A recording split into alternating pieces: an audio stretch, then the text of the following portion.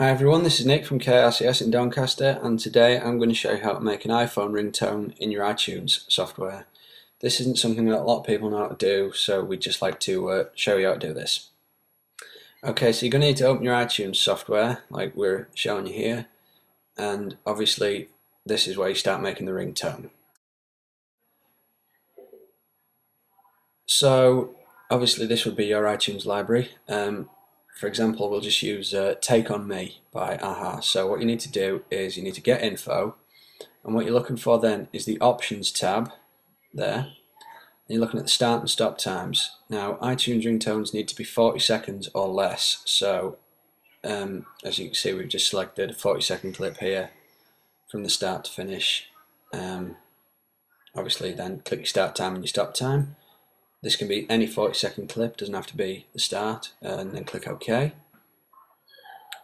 And if you play that back, what you'll see is that the clip that you selected will start when you asked it to start, and it'll stop, obviously, if you let it play through the 40 seconds when you've asked it to stop.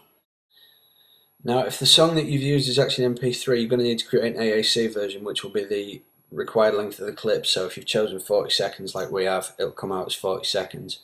What you then need to do is make sure that it's copied. So if you show in Finder with the right click, double click that, what you'll see is that the original song will be there, and the song that's made into an AAC version will actually be next to it, highlighted so that you can see it, this one there. Now what you need to do, if you press return at this point, you'll get access to change the file name and the file extension. If you go to the A of M4A and press delete, what you then do is replace the A with an R, and then press enter. Now the R is what makes the file a ringtone, so here you've got the option to keep the M4A or use the M4R. Now what you need to do is you need to click use M4R. And as you can see there, the file extension has changed to .m4r. If you now go back into your iTunes library and select the 40-second clip that you've got and remove it from your iTunes library by pressing delete, you give the option to remove it or cancel, so remove it, but keep the file. Because if you don't keep the file, you'll have to go through the entire first step of the process all over again. So click Keep File. That removes it from your iTunes library, but doesn't remove it from your computer itself. Now if you go back to your Finder, you'll still have your window open there where your M4R is, as you can see. Now double click that, and your M4R will start playing in your iTunes library.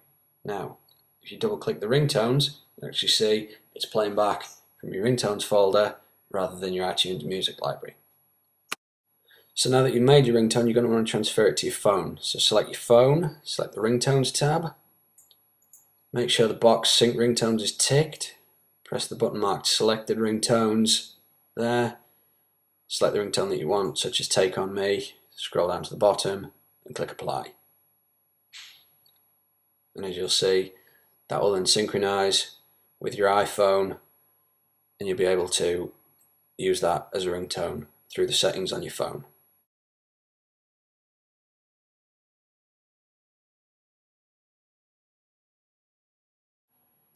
Now if you want to see if that's copied, alright, go over to your phone, click the disclosure triangle at the side of it, there, find the ringtones option and just make sure that your ringtone has actually gone in.